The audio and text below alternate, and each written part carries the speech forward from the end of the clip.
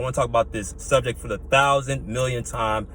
Did the Clippers make a mistake, trade away SGA for Paul George and Kawhi Leonard? And the reason why I say Kawhi Leonard, because a lot of people forget, without Paul George in that trade, SGA or Kawhi Leonard was not coming to the Clippers. You know what that means? That means the Clippers would have still been a mediocrity team that couldn't make it past the second round or a laughingstock of the NBA.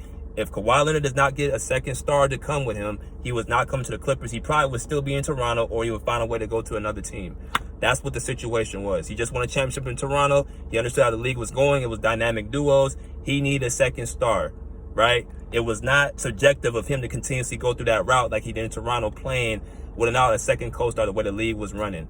That's one thing. Number two, SGA is a good player who has developed into a great player. He's the MVP. He's been averaging 30 points per game the last 3 seasons. All that's true. I respect the story. But people forget he's been in the league for 7 years. He's 26 years old. What he has done has been in a development stage.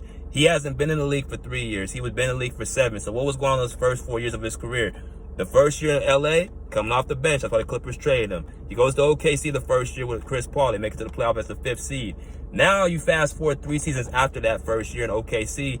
You got play-in. You got bottom of the West 2 straight years in a row. One of those seasons he did play 35 games, but he had 2 years where they did not make it to the playoffs in the West. The reason why the OKC Thunder are where they are is not because of SGA. It's because of all those picks the Clippers gave for SGA. Now, I do agree with this. They did go a little bit overboard with those picks. I don't think it would have took 7 picks for them to get Paul George.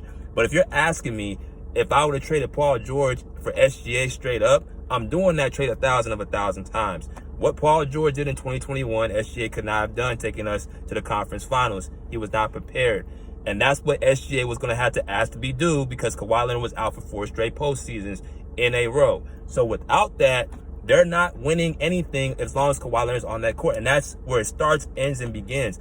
It's not about no damn trade. It's about the best player not being available at the most unexpected times.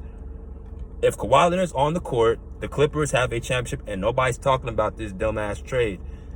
Nobody knew who SGA was, but now all of a sudden the dust is settled. Oh, we should have kept SGA. That's nonsense.